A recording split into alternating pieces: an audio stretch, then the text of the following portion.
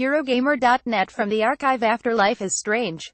By Christian Donlan Published. 29,102,017. Editor's note: the Egypt said Assassin's Creed Origins is out this week, and in a bold bit of opportunism, we thought we'd republish Christian Donlan's wonderful piece on Senet, the board game played by ancient Egyptians. The piece was first published last year. It was hard work being dead in ancient Egypt. You had to put the hours in. Upon death, ancient Egyptians believed that your soul is the closest word we have, was kicked loose from your body and freed to roam the lands. This freedom came with limitations, however. Every day your left the tomb where your mummy rested and wandered in the heavens. Every night, it had to work its way back home, descending with the sun god to the world of the dead and undergoing great trials, before it finally rejoined the body in an act of supreme spiritual renewal. As above, so below. The Egyptians believed that the sun was born every morning and died every evening. The mimicked its journey through the sky. In truth, being dead was pretty hard going even before you got to all of that. Take Nesper-Enub, beloved of the god, opener of the doors of heaven. Nesper-Enub was a priest and advisor to a pharaoh, possibly Osir-Khan II, and when he died in Thebes somewhere around 800 BC, the people tasked with embalming him stuck a small clay pot to the back of his head. We know this because the pot is still there, and it shows up very clearly in CT scans that Nesper-Enub's mummy was subjected to in the early 2000s as part of a virtual unwrapping conducted by the British Museum, where the priest and his now count out their days. For a while after the pot was rediscovered, however, I vaguely remember reading that nobody knew exactly what it meant. The assumption, I think, was that it could be important because Nesper-Enub was important. He was opener of the doors of heaven. The appearance of the pot was therefore quietly troubling, I guess. No other mummy had even turned up with a pot on their head, and there was no mention of anything like it in the literature. Also, it was barely a pot if we're all being honest, a rough-hewn object made of unfired clay, still bearing the fingerprints of its ancient manufacturer. Since this was Egypt, however, the smart money was on some hidden aspect of the ancients' famously elaborate death rituals. In one article one read at the time, a symbolic placenta was mooted. But why a soul catcher? Unlikely. The ancient Egyptians located the home of a person's consciousness in the heart, a bad guess that has left lingering traces in many cultures to this day. They dismissed the brain entirely, calling it the marrow of the skull, and they weren't alone in their confusion by any means. Aristotle thought it was a radiator. Egyptian embalmers scooped the brain out and binned it. No special treatment needed. Besides, the was supposed to travel. Why trap it beneath a pot? The truth is both more illuminating and more human than you might suspect. Let's imagine the scene. An embalming tent in Thebes, tasked with a high-prestige job to prepare a renowned priest for the afterlife. The mummification process would take 70 days, and was performed by experts, most of whom were priests themselves. After the internal organs were removed and the body was dried with natron, a kind of salt, aromatic resin would be applied to preserve the deceased for the eons that lay ahead. This resin was expensive, and in Nesper-Enub's case, the embalmers appear to have applied a little too much. It started to run down the back of the dead priest's skull.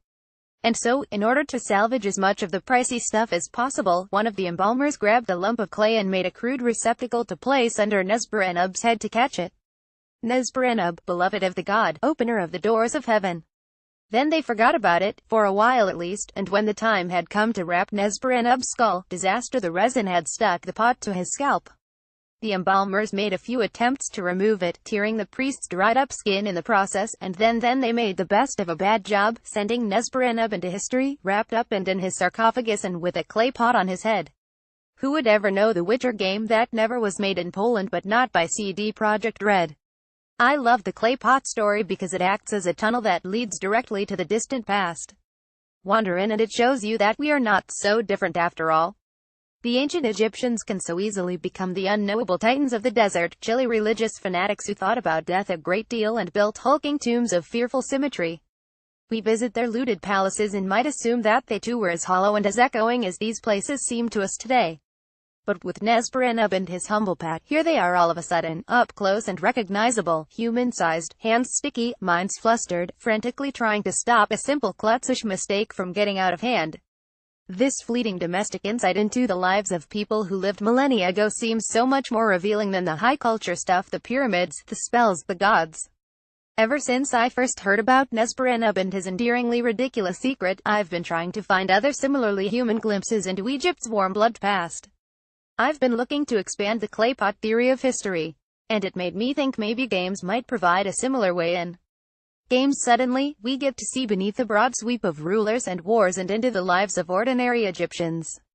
With games, we're right there in people's houses, playing with the draftsmen, arguing over our fortunes and throwing little sticks to make a move. The Egyptians invented breath mints and paper and triage, but they didn't invent ice. So it goes, some people play well and still lose every game.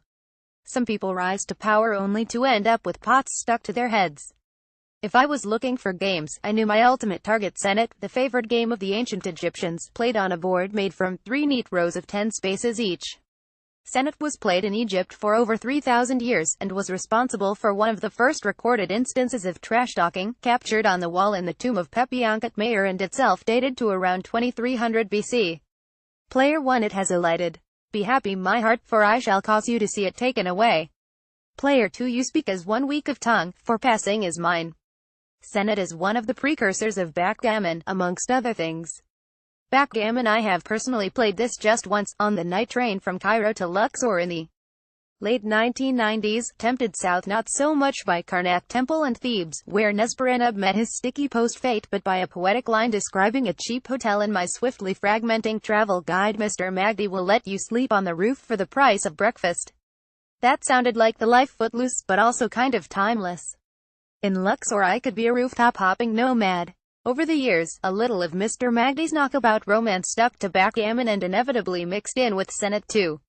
And the romance held firm until the night, a year or so ago, that I loaded up a digital version of the ancient game on Steam and started to play. I tried to play anyway, but there was a crucial problem. Senet didn't seem to work particularly well as a game. Where was the drama? Where was the tactical thrill? What was I missing? Or, possibly, what were the ancients thinking when they chose this game as the one, above all others, to stick with for 3 millennia? Senet was the favored game of the ancient Egyptians. I had read this in books for years, and, in my ignorance, it always made sense. It made sense right up to the moment I actually tried it myself, after which it seemed to hint at a great mystery. Senet, or the passing game.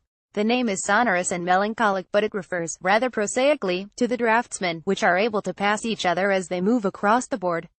Senet is old. It's older than writing, in Egypt at least. We know this because a side view of the Senet board was actually used for the hieroglyphic sign, MN. The Egyptians, never the most spontaneous of ancient peoples, had a lot of time to get Senet right. The oldest surviving boards, unearthed in a First Dynasty tomb at Abu Rawash, date from around 3000 BC and the reign of King Duin. Some people suggest it reaches as far back as 3500 BC. And forward. The last Egyptian board found was sketched on the roof of the hypostyle hall of the Temple of Hathor at Dendera, and dates from the 1st century AD. By this point, Egypt was a province of Rome, so ancient Egypt's favorite board game pretty much outlasted ancient Egypt. Some of what we know about Senet comes from the tomb of a man named Hesire, who lived around 2660 BC. One of Hesire's many titles was chief dentist, according to the literature, which sounds like a pretty exhausting gig in an empire of over 2 million people. He was also a major game collector. His waiting room must have been a laugh riot. His tomb certainly isn't bad, although a nasty case of plundering has left it with little that wasn't slapped onto the walls. Still, in his resting place at North Saqqara, we see paintings of a complete Senet set, alongside paintings of complete sets for other popular games like Mayan, which was played on a board shaped like a coiled snake. Mayat, holding a Senet board. Illustration by Kirsty Saunders. Paintings of complete sets are important, because when it comes to physical objects, almost nothing from the ancient past makes it to us completely intact. Bones crumble, jewelry breaks, chessmen are swallowed by the earth. Some were carved out of bamboo and could actually be eaten to the victor, the spoils. As a result, Senet's precise rules are lost, but there have been plenty of people who have been willing to make guesses. 2 of the most educated guesses come from the 20th century, and it's here I initially turned in my quest to understand why the ancient Egyptians loved a game that didn't seem to be particularly lovable. The first educated guess is by R.C. Bell, a British plastic surgeon who died in 2002, and who devoted his life to collecting and cataloging board games from around the world. His 12-volume work, Board and Table Games for Many Civilizations, is a wonder, lively, bright-eyed and practical, and filled with detailed rules and diagrams. It's a perfect rainy afternoon book. The weird world of 80s computer books, learning basic in the shadow of the bomb. Bell calls Senet, or the game of 30 squares, and he refers to the throw sticks, which stood in for dice, as gambling sticks. He felt certain that Senet was a two-player table game along the lines of backgammon, and the rules he suggests are entirely sensible. Each player places their collection of draftsmen alternately on the first squares of the board, and the aim of the game is to make it from the start to the finish, and from there to then get all surviving pieces of the board. The board itself is treated like an S-shaped snake, so you advance left to right along the first 10 squares, and then loop around and take the next 10 squares right to left before looping back once more. Players take turns, and when somebody lands on an enemy piece, they can capture it and remove it from play. The last 5 squares of the board leave you safe from capture, but require exact throws to move forward from. The player guiding most pieces off the board wins. The first volume of board and table games for many civilizations was published in 1960. Almost 2 decades after that, in the late 1970s, someone else had a go at cracking Senet. This time it was Dr. Timothy Kendall, a young Egyptologist from the U.S. Today, Dr. Kendall is rather hard to get to talk to, as he spends a large chunk of the year working at Jebel Barkal, a mountain surrounded by ruined temples and palaces in the Sudan, and a location that once marked the southern limit of the Egyptian Empire. He is worth the effort, rigorous but sprightly, an ideal academic and thrilling company. When I contacted him out of the blue on a Thursday afternoon to propose an interview, within 5 minutes of picking up the phone he was quoting verses from the Egyptian Book of the Dead to me in a quavering voice. Days later, he sent me a photocopy of his booklet, Senet: The Rules of Play, which was published in 1978. In the top left corner he had written hypothetical, but based on best evidence this was surely the man who could bring Senet back to life for me. He had done it once already. Senet's re-emergence on the world stage was accompanied by some lovely 1970s package design. Dr. Kendall's rules are not dramatically different to Bell's, but there are a few interesting alterations. Dr. Kendall refers to the 30 squares as houses, and introduces an each spatial element that makes the game a little more tactical. A single draftsman on his own, that is, one placed in a house between 2 empty houses, is classed as undefended, and may be captured by another player. If 2 matching draftsmen are placed together, however, they are defended, and are effectively blocking other players from landing on them. More importantly for the pacing of play, captured pieces are not removed from the board, but are knocked backwards, making for a game that has a little less bloodshed and a bit more pushing and shoving to it. Dr. Kendall also has a lot to say about the final houses on the board. House 27 is the House of Waters, since it was often decorated with wavy lines in Senet boards from the New Kingdom from the 16th century BC to the 11th century BC onwards. A piece that lands in the water must return to House 15, which is known as the House of Repeating Life. Dr. Kendall also suggests that players may continue a turn until they have thrown a 2 or a 3, and they should complete their throws before any moves are made, opening up greater tactics, since, should you throw a 4 and a 3, say, you could either move one piece by 4 houses and another by 3, or move a single piece by 7 houses. When Dr. Kendall isn't in the Sudan, he lives in Salem, Massachusetts, and it's here that I finally catch up with him for a proper discussion on Skype one morning. His laptop camera reveals a cheerful man with busy white hair, bino-rimmed glasses, and a deceptively delicate air to him. His voice is quiet and aristocratic, and he seems slightly sunburned from a recent trip abroad. A gentleman adventurer, he is the sort of man you might put behind the wheel of a Saab. Also, he is very surprised to be having a conversation about Senet. It was a long time ago, he laughs, throwing his hands up.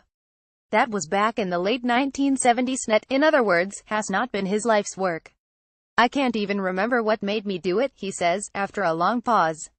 I guess it was the discovery that there were texts that described people playing the game, and that there was this game board that had every single square inscribed, and so you could follow the text with the game board and maybe decipher how it was played. But I mean, gosh, that's a long time ago. The God Who Peter Molyneux forgot. For Curiosity winner Brian Henderson, the prize inside the cube has been anything but life-changing. Even so, I am struck by the thrill of this archaeology isn't just about working away in the sand with a toothbrush, trying not to break something precious as you pull it out of the earth. It can be a creative theoretical enterprise, a means of reconstructing the thought processes as well as the material culture of ancient people, a way of getting inside their minds as well as their tombs. Basically, we have a certain amount of information from these texts about Senet, Dr. Kendall explains. We know which direction the pieces moved in. We know what their objective was. They had to get on this beautiful house, and then they had to cross the water square, and then they had to get off the board. You have a certain amount of information that is absolutely proven. The question is, they weren't jumping back and forth from one line to another, so it had to be a kind of competition for position on the track, the S-shaped track. So what next? Dr. Kendall is unambiguous. So then you have to invent a way in which the opposing pieces compete on this track. That's the only invented thing. Because we actually know how the throw sticks were used to move the game along. I asked Dr. Kendall if he can remember the first game of Senet. He played after reconstructing the rules. A good-natured groan. The guy that I manufactured this with, we played it and played it, he said. And then after a while we discovered some glitches in the original rules and then we made variations to compensate. He laughs. I guess that's the way most design happens. I guess it's like designing a computer or something. You have to get all the bugs out of it. It's the same with games. Tutankhamun's Senet board is quite a pip. I pause here because I know that, after I close down Skype, I'm going to load up that Steam version of Senet again, a version that is based on an amended set of Dr. Kendall's own rules, and I'm going to have a second, proper go on it. And to do that I need to know a bit more. I need to know what Dr. Kendall honestly makes of Senet as he has it. Senet that is hypothetical, but based on best evidence. Well, it seems like the fun. It can't just be pure luck, he ventures. You have to have a little bit of strategy. It seems as if there was a little bit of skill involved that would help to make it more fun. But it's hard to figure out how you can put the skill in when everything is just based on the numbers that come up on the throw sticks. He frowns. In that case maybe the fun might be the gambling. Whether you win or lose something. I don't know. I don't have any good ideas about that. I haven't put my mind to this in a very long time, but it seems like all of these games are pretty much throw the dice and move the pieces. Unless there was an intellectual component, where you have to recite certain texts or something. He nods. They probably gambled on it. Gambling's probably, what made it a little more exciting. Dr. Kendall left me with the sense that I wasn't playing Senet correctly. Our chat reminded me, in a roundabout way, of my first night in Cairo back in the late 90s, on which I stood nervously at the curb of a busy downtown junction for about 10 minutes waiting for a break in the clamoring procession of lorries and cabs. I was tiny and alone beneath a full building advert depicting an avocado bathroom sink, 4 stories tall and drawn in a disconcertingly heroic high style. I would probably still be on that curb right now if it hadn't been for a long-limbed, rather beautiful Egyptian man in gigantic specs and a flapping Hawaiian shirt who lead me out into the traffic with a dangerous confidence, saying, "Boy, come on. You have to learn to walk like an Egyptian." He really said that. I never did learn. For Senet, weird and naff as this sounds, maybe I had to walk like an Egyptian. My theory up to this point was that, hey, people are people wherever and whenever you go.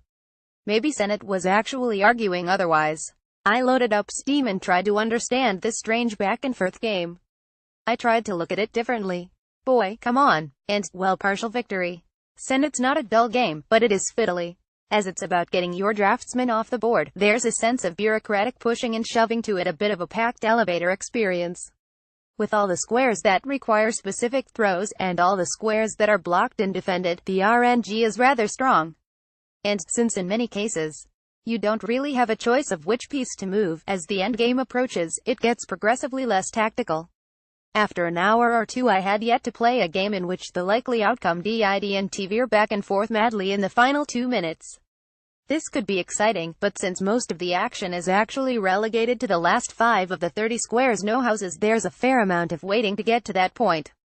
Senet feels, more than anything, like a game that is won or lost by stragglers. It's certainly not a game with a massive scope for heroism. Leave the heroism to the gods and the giant bathroom sinks. You can see why people may have felt inclined to bet on this.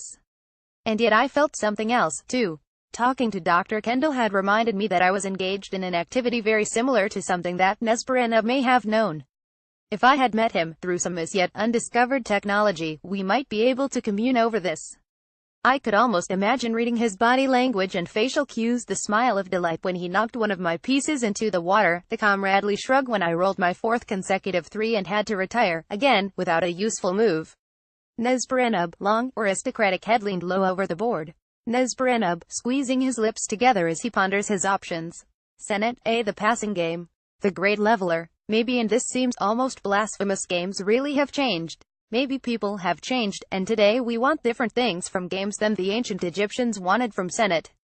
Maybe they found the shuffling rhythms of the game of passing to be thrilling, or at least true, the smallness of human life captured against the unchanging vastness of the landscape of the gods. is that its Senate is a game in which the player can often feel irrelevant, halting and endlessly undecided when contrasted so sharply with the beautiful order of the 3 lanes, the 30 houses, and the only objective, the only hope, to get off the board. Not quite an escape. No, more an understanding that we were never meant to be there in the first place. I was guessing, frankly, so to get a better insight into the world to which Senate belonged, I went to the British Museum to visit a friend and colleague of Dr. Kendall. The worst PS4 game we've ever played, Gur. Dr. Irving Finkel is a reader and translator of cuneiform, the first written language on Earth, and also a word that I discover, 3 minutes into our conversation, that I have been seriously mispronouncing for 20 years, a leading authority on the pre-biblical flood narrative, and also an expert on board games, ancient and, I suspect, otherwise. And he is strangely perfect, vast hair and vast beard, tweed and corduroy, padding across the great bright hall of the British Museum to meet me. He has that slight impatience of a person who lives inside his head a lot and is always having interesting conversations in there, and he has the absolute best route to the office of anyone I have ever met. Off to the left past the Rosetta Stone, sharp turn after Ramses II or whoever it is, and briskly upstairs, towards the inevitable unmarked door that you would never normally notice. And then, battered key already disappearing back into pocket, through to what's this, I'm tempted to call it the real British Museum. The working building. Backstage, where the floor is suddenly scuffed concrete rather than marble and glossy parquet, where great things are stacked all around, where parchments are rolled and stuffed carefully in little wooden cubby holes, and where Dr. Finkel himself has a narrow workspace, crippled bookcases overflowing on either side of a large window offering an unspoiled view of an entirely featureless wall. There's an old computer on the desk, and the entire room is held in the gentle gaze of a man in a faded sepia photograph that's been propped upon nearby clutter. Theophilus Goldridge Pinch's MRAS, a pioneering Assyriologist, the man who offered the correct reading of the word Gilgamesh when the rest of the world thought it was Is-Du-Bar, and the finest scholar the museum ever had, according to Dr. Finkel. Dr. Finkel should probably know. His job title is the Assistant Keeper of Ancient Mesopotamian Script, Languages and Cultures in the museum's Department of the Middle East. In a multiple-choice scenario you would not struggle to match his headshot with his occupation. Unless one of the other options was wizard. Dr. Finkel is not an establishment type. He is scandalously entertaining to listen to, whether he's referring to the ancient Egyptians' fatuous way of painting everybody looking like cardboard, or unleashing one of his elegant multi-part sentences that seem to prop up the traditional viewpoint of a subject before undermining it, fatally, with a jolting subclause that goes off like a landmine. He met W.C. Bell, he of the suggested rules for Senate, as a young boy, when he got Bell's book out of the library and then sent him a letter to tell him how much he enjoyed it. Bell invited him up to Newcastle. It was the days before we were all worried about child molesting, and talked to the young Irving Finkel about his collection of board games. It was a wonderful thing, beams Dr. Finkel. It completely affected my entire life. Because he had a whole house full of stuff, and he was the sort of bloke who didn't have a lot of money, so he found things in junk shops and didn't know what they were. And he made replicas of things that he couldn't find. He worked things out. Academically it's got holes in it, but it really got me involved. He pauses. He was very kind to me. I try out my theory on Dr. Finkel that games offer what is potentially one of the more human perspectives on the ancient past. That they provide a way of looking at ancient people in a way that makes them more recognizable. I think that's right, he says. And I think Senate's probably the weakest illustration of that argument. Dr. Finkel, it transpires, is not a fan of Senate. The first crucial point to make, he tells me, leaning back in the creakiest chair I have ever encountered, is that board games exist long before ancient Egyptian culture was up and running. This goes right back into the Neolithic. The Neolithic, or New Stone Age, a period that's generally seen as lasting between 10,200 BC and somewhere around 2000 BC. That takes you from the invention of farming to the widespread use of metal tools, a busy time. In the Middle East, in places like Jordan, Syria, Israel, the Lebanon, there are Neolithic gaming boards that take the form of a parallel row of holes, usually 5. These are crude boards made of limestone, and you find them all over the place. So this comes from a horizon when Homo sapiens is living in some kind of urban complex, Dr. Finkel explains. Usually walled, lot of people living together, shared responsibility, somebody in charge, all those sorts of things, even though it's before pottery. It's the beginning of the domestication of plants and animals, but it's before pottery. We have in this horizon a good distribution of these objects, which unquestioningly are gaming boards as opposed to counting devices or calendrical things. Scattered over the Neolithic world, all of these boards are, essentially, different versions of the same game. They're spontaneous eruptions of a single brilliant idea, player 1 against player 2 in a race. And this, to Dr. Finkel, is the first hint of why games might be important. Meet the creator of Jenga. Do you really know the rules? It's very interesting to wonder whether they might not be more deep-seated in human development, he says, tentatively, and then hitting his stride. Because my own view is that games probably had something to do with the whole scenario of the evolution of speech and grammar, and I'm me and you're you and I can run faster than you. That sort of idea. That games might come into existence as a symbolic and harmless form of violent opposition. I think it's to do with the very time when, however it worked, speech and grammar became part of it all. I have a theory that opposition is the crucial thing. I'm me and you're you is like the first grammatical distinction. Once you've got that agreed, once somebody realizes that one noise means me and another means you, everything else follows. You have to have plurals, you have to have names, you have to have verbs, and I think it must have been a very volcanic matter that counting, which is an abstraction, and speech, which is an abstraction, and possibly music, singing and sounds, all of those things probably came in one fizzy bottle of lemonade, and I think that probably this stuff, the board games, came out of it too. Deep breath. It was probably a huge jump. I've got an idea. Why don't we have one square and I think it must have been more that once something happens with the human brain it goes in a very, very fizzy way. And does Senate, which turns up after the Neolithic, have that same sense of fizziness? Dr. Finkel suddenly sags back in his chair. He glances at Pinches. The very thought of Senate seems draining. I think I've tried all these things, he says, and Senate as represented in this shuffling thing is a laborious and unexciting matter. Dr. Finkel thinks for a few seconds. The most lucid writing about how Senate might have worked is certainly Kendall. He's a very gifted scholar and he writes with a great deal of common sense. His booklet about it is probably the best thing that's been done about it. And he records what we know and what we can say. And yet, this and yet is the start of another mystery about Senate, perhaps the greatest mystery of all. Namely, the ancient Egyptians played this game throughout the entire lifespan of their empire, but nobody else did. Senate didn't travel. And that doesn't make any sense at all. It's worth considering, of course, what future generations will make of the games that we have flocked to. How will history judge Cluedo and Pokémon? Because games travel. Dr. Finkel's written about this at length, most succinctly in the introduction to the book Board Games in Perspective, which he edited several years back. In fact, games spread from culture to culture in a way that has hardly any parallel, he writes. They exist on a level impervious to religion or politics, and represent a free means of communication between people that nothing can successfully interrupt. You can hear it when you read that. You can hear the march of games crossing battlefields, scaling the wires. Football on Christmas Day in the trenches. 32 to the Saxons, allegedly. Tetris busting out of communist Russia. Leaders unable to do anything except give in and play along like everybody else. But Senate, the interesting thing about Senate, Dr. Finkel tells me, is that it's unlike all the other games of the Middle East in my mind because it's a very well represented or strong presence in Egypt, probably fluctuating in periods, but it's not played outside in the rest of the Middle Eastern world as far as we know. There are some very crude boards from Cyprus, which look like the kind of things workmen did when they're having their sandwiches, some of which have 3 by 10 squares, some of which don't. Everybody says this is Senate on the island of Cyprus. I don't believe it myself.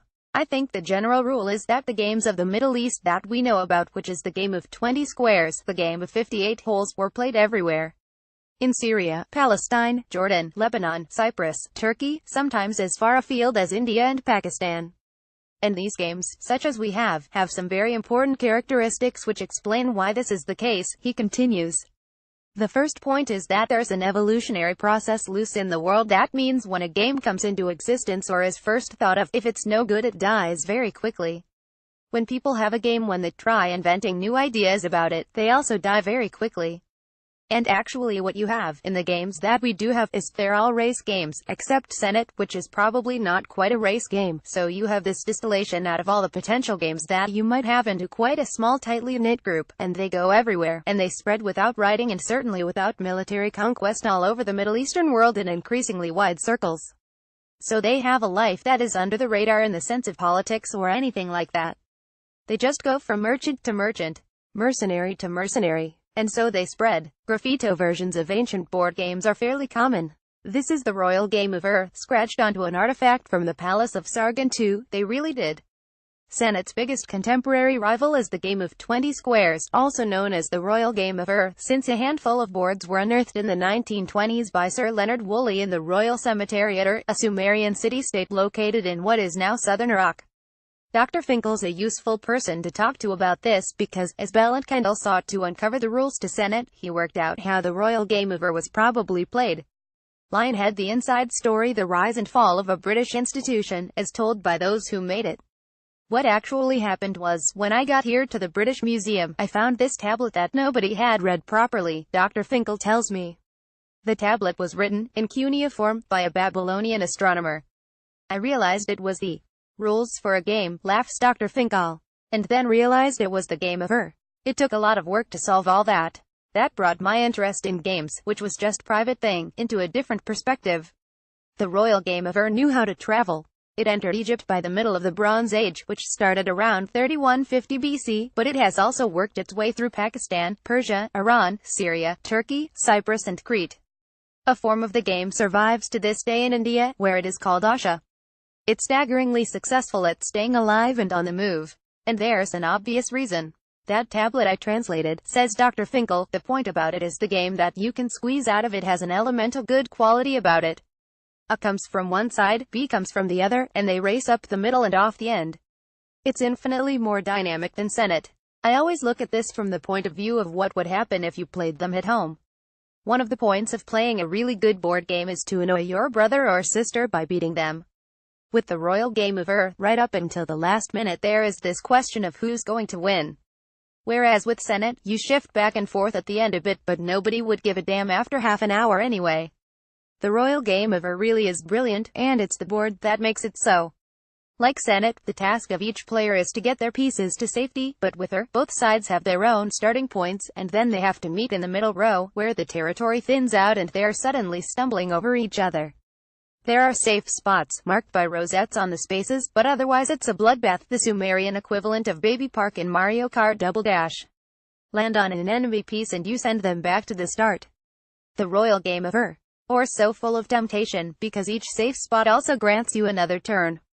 It's so tactical, too, because you're constantly choosing between getting one of your draftsmen to safety or bringing another one into play.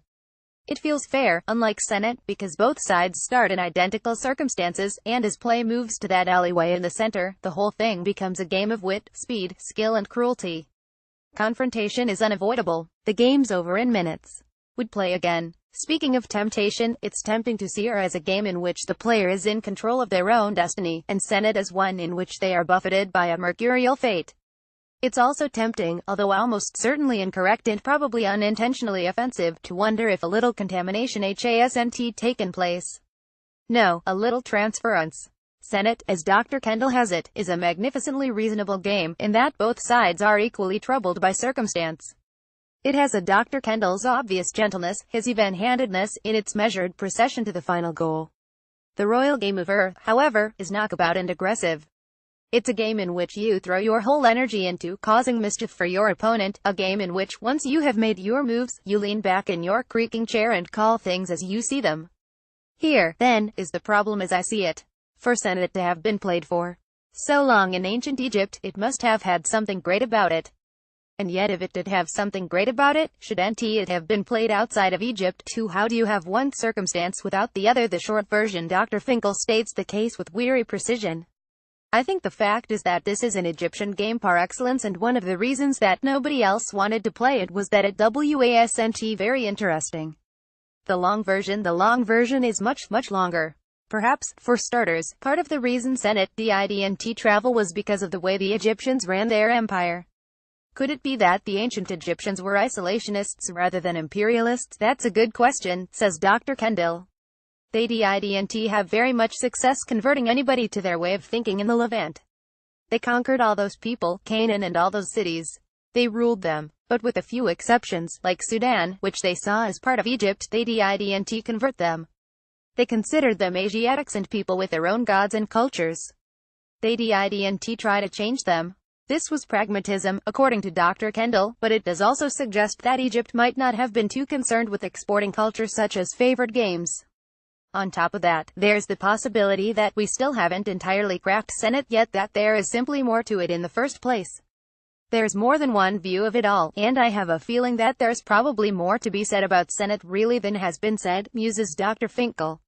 I mentioned to him that even Dr. Kendall wasn't sure he had totally nailed it. Oh, he didn't, says Dr. Finkel. He had ideas. It's very clear what he wrote and it's very sensible, but it's not nailed. Murkier still, it's possible that the ancient Egyptians had an entirely different understanding of even the most basic elements of Senate. John Tate is the emeritus professor of Egyptology at UCL, and he's spent a lot of time trying to work out whether the ancient Egyptians gambled on the games they played. One of the most striking ideas suggested by his research is that the very notion of odds may not carry across particularly cleanly between the ancient world and the world we live in today. Modern games often use dice rolls as randomizers, allowing for an element of chance within the design, but there is no indication that the Egyptians who played Senate explored the concept of probability as a measure of likelihood, and yet they had throw sticks that seemed to perform a similar job to dice. Dr. Irving Finkel and Dr. Timothy Kendall. Illustration by Kirsty Saunders. It's possible, then, bearing Professor Tate's work in mind, that Senate's reliance on the randomizing factor of the throw sticks may not have seemed much like a reliance on a randomizing factor to the game's original players. Maybe Senate was a game in which the gods played alongside you, and the casting of the throw sticks became a form of divination, the gods exerting their will on the board. Would that have made it more engaging? It's worth mentioning here that when I emailed Professor Tate to discuss his work on this matter, he was eager to point out that it's very dangerous to think of the ancient Egyptians as being different in some crucial way. Modern people often display a highly personalized take on probability too. The dice are really with me today. Divination can be surprisingly tricky to separate from ancient board games in general. Take the royal game of Earth, which is itself tangled up with everything from astrology and the zodiac to the notion of fortune-telling using sheep livers, which some people suspect provided the origin of the unusually shaped Earth game board. And even setting probability aside, there is no question that Senate became increasingly religious the more that the ancient Egyptians played it. According to Dr. Peter Piccioni, the Associate Professor of Ancient Near Eastern History at the University of Charleston, South Carolina, Senate boards of the Old and Middle Kingdoms tended to be decorated in secular ways with numbers and directions and little else. By the New Kingdom, the period between the 16th and 11th centuries BC, however, religious imagery is the norm, and there is a clear sense that a game that was already venerable has taken on an entirely new dimension. Dr. Piccioni paints a picture of religion coming to Senate in waves, and over a long period of time. At least 4,000 years ago, the Senate game came to be associated with notions about the migration of the Ba and the Egyptian funerary cycle of life, death and spiritual renewal. He writes in a paper titled, The Egyptian Game of Senate in the Migration of the Soul. Perhaps it was not a huge leap. Boards, as Dr. Piccioni notes, had always been placed in tombs since the Old Kingdom, even if the trash talking in the associated wall art suggests that the game started off as a secular affair. By the 6th dynasty, however, Senate was being depicted as a means by which living players could commune with the dead directly. The fact that the game became a conduit of such communication indicates that it had acquired its own inherent religious meaning, Piccioni writes. And telephoning the afterlife was just the beginning. By the start of the 12th dynasty, Senate was connected to the deceased's ability to travel freely on Earth, tying the game to the passage of the spirit throughout the day. By the end of this dynasty, it was also bound up with the Ba return to the tomb after its nightly journey through the netherworld. Over time, in fact, the netherworld became increasingly important to Senate. The Senate ritual outlined in Chapter 17 of the Book of the Dead enables the Ba of the player to achieve the mobility, as Dr. Piccioni has it, that is required to travel between the lands of the living and the deceased. Once the game became linked with the journey the sun god took through the netherworld every night, the Senate board effectively became a map of that hazardous territory. Senate's transformation from game to spiritual tool was seemingly complete. According to Dr. Finkel, these religious elements did little to help Senate as a piece of game design. That turgid business about the underworld and each square having a special meaning, and weighing the soul and swallowing the demons, he says the most important thing it shows about Senate is that it's a game of steady progression, where luck is not really so crucial. Because if they utilized the game of Senate in this underworld in a way where what happened to you was contingent upon it, you wouldn't want the chancy thing to be quite so dominating. So it may give you some sense that the game itself was rather sedate. Alongside talking to a lot of interesting people, I read a number of fascinating things while trying to learn about Senate. I'm sure I've forgotten some. of them, but here are at least a few of my sources. First off, this is Senet as I encountered it. It's pretty basic, but it uses a modified version of Dr. Kendall's rules. This, meanwhile, is the Royal Game Over, and while it might not look like much, it is great fun. There is a very beautiful board in the British Museum that is worth looking at, if you are willing to climb a lot of stairs. If you want to know more about Nesperanub, there's a wonderful piece in The New Scientist from 2004. It's called Nesperanub Unwound, and it's by Stephanie Payne. You'll need to log in to read it. If you're interested in mummification in general and who isn't, The Mummy Congress by Heather Pringle is an amazing book, and also managed to chill me out about dying, as long as I am left out in the open for the crows to pull apart. The Marrow of the Skull line is from Minds Behind the Brain, a brilliant history of neurology by Dr. Stanley Finger, in which I also discovered that Aristotle was way off about what goes on inside human skulls. Lots of stuff on Egyptian triage in there, too, none of it enormously pleasant.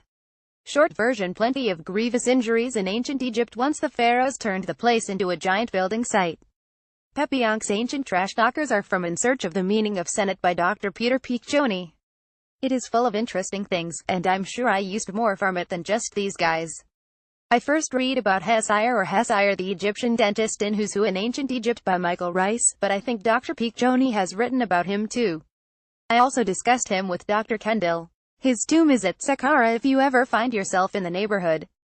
Dr. Irving Finkel is an extraordinary man, and I can't recommend his book The Ark Before Noah decoding the story of the flood strongly enough. There's a lot about the flood in there, obviously, but he does talk about the Royal Game Over near the start, and there are some thrilling discoveries of graffito gaming boards too, several scratched into the plinths of statues and left unnoticed for millennia. Be warned, he will make you want to jack everything in and become an Assyriologist, if you don't want to be one already. Another of Dr. Finkel's books was extremely useful on numerous fronts. Board Games in Perspectives contains a brilliant introduction from Dr. Finkel himself, where he talks very lyrically about the power of games, and a number of excellent essays from the academic community. Andrea Becker's article on the Royal Game of Your helped put Senet's big rival in context for me. W.J. Tate's piece Were There Gamesters in Pharaonic Egypt is very good on this particular ancient culture's ideas regarding probability dice. A small book by the magician, actor, historian and all-round legend Ricky Jay is also very handy on this front. It has lovely photographs of decaying celluloid dice taken by Rosamund Purcell, who likes to document things that are falling apart, and the Egyptian game of Senet and the Migration of the Soul by Dr. Peter Piccioni, once again, is wonderful for tracing the evolution of the religious elements or the growing contamination by them, as Dr. Finkel might have it in Senet. Finally, Dr. Bell's book Board and Table Games for Many Civilizations is an absolute treat, and you will not regret buying it, particularly if you have kids. And a summer holiday looming. Inevitably, I have left a lot of other sources out, and I wish I could remember where I read about the bamboo chessmen who could be eaten once they were captured, but these few hopefully cover the basics. Any mistakes in the article are mine. Apologies. Finkel's also unconvinced that being tied up with religion actually did much to keep the game afloat. I think you can't go wrong if you take Time Pass as the sort of overriding box in which board games should always be fitted, he argues. And that other things are local, or temporary, or flare up and flare down, but Time Pass is the plotting thing that makes it all work. I think that's actually nice to think about. And so Senet is everything to do with funerary stuff, but people also played Senet in pubs, not thinking about their souls for sure, maybe with completely different rules. In my view, the general rule would be that board games are essentially for enjoyment and essentially to fill in time when there's nothing better to do. People who talk about these things forget, for example, that in antiquity there was no internet, television, telephone, radio, or anything to do after dark apart from have sexual intercourse and go to sleep. Impasse by Wanderlands is a wonderful browser and iOS game that plays with the elements of Senet in clever ways. Could the religious aspect of the game be a reason that other cultures seem to have rejected Senet? However, back to Dr. Kendall, who says possibly. Why wasn't it popular outside of Egypt? Maybe because it was too involved with the Egyptian way of perceiving the cosmic and the afterlife. He laughs. Maybe because it was something that was related to the Egyptian religion, whereas the Game Over was more overwhelmingly secular and could cross boundaries fairly easily. The fact that you have it in India, Syria, Babylonia, and then it goes to Egypt, maybe it spans all those cultures because it's purely secular. Whereas Senet, maybe it just got a little too involved in the funerary rituals of the Egyptians and therefore wasn't of interest to anyone else. I think that's unlikely, says Dr. Finkel when I put this to him. Because games exist below the radar, as I said. In India, you have people in the court playing parcheesi with life-size figures and jeweled dice, but taxi drivers round the back will be playing the same thing on a board made of chalk with bits of dung. The part of Egyptian culture where such religious matters were discussed or experimented with or taken for granted was not a great mass of people. Not farmers and sailors. There is a picture, for example, of two blokes playing Senet on a river, where they're sitting. That to me seems to be a board game that's got nothing to do with the underworld whatsoever. So I think, as I see it, there's the real life of this game, and then there's the funerary matter, and by virtue of what survives, we have an overwhelming prejudice or rather contamination from that funerary aspect. The secular stuff, that's its real life in a way, and I think it's salutary to bear that in mind. One thing certainly did change once the game became more religious, however. Its audience grew in diversity. Commoners were soon playing the game as well as nobles, and kings' women were playing as well as men. Senet games are suddenly turning up as graffito, scrawled on masonry blocks and pavements. 1. According to Dr. Kendall, is even found drawn in ink on a schoolboy's writing table. I'm fascinated by this because it gives a sense of the game in situ, of the world going on around the board itself. There are pictures of people playing this game in their everyday lives, beams Dr. Kendall. Then of course pictures appear in tombs. And the afterlife was meant to be like the daily life, so it was a type of amusement. There's a grotto up above Deir el-Bahari where the workmen who were building the temple must have gone for their lunch hour. You can see on the walls there are pornographic pictures of the pharaoh, which I guess was Hatshepsut. But on the floor, there are Senet boards scratched in the ground. What Dr. Kendall is getting at here, and what Senet is ideally placed to explore, is the surprising absence of boundaries in the Egyptian world between the sacred and the secular. As Dr. Piccioni is at pains to point out, the secular Senet game was played for recreational purposes, while the religious version was performed to communicate with the dead, to effect the passage of the Ba, and to achieve spiritual renewal. But it may well be that all of these reasons could be the purpose for playing the game at any one time. The Egyptians did not distinguish between religious ritual and recreational activity. It is Western intellectual thought which separates these notions, and demarcates the sacred from the profane. I think I look at it like this, says Dr. Kendall at last. That there was a game called Senet, that was fun enough. It wasn't any less fun than any of these other games that are all just dice-throwing games, but then the people injected the funerary business into it to make it more exciting. To make it more interesting to them. And I think that was an added element that may not have changed the rules but that enriched it all. If there's a human insight lurking inside Senet, then, it might be tangled up with this. And it's Dr. Kendall who finds a way of expressing it that I can understand. When you see that people put these things in their tombs, he says, when you see a range of things coming out of tombs and these are the personal effects of people who lived and that this is what they wanted with them in the next life, you see that this was a major form of entertainment. Even in the Old Kingdom tombs, you see the tomb owner who's shown at great big scale, playing Senet with people at a small scale. He pauses. I think that's what got me about Senet in the beginning, you know. How long this thing lasted. It's so typical of Egyptian culture that people's habits, formed in the 4th millennium BC, were changed so little by time. Lately I've been interested in measurement. I discovered that the Egyptian royal cubit, which is 52.3 centimeters, was used throughout the entire period, without any change, from the middle of the 4th millennium at least until Roman times. And that sculptors and architects used this measurement and its divisions to create everything. Everything was measured according to this way, all the way through, from beginning to end.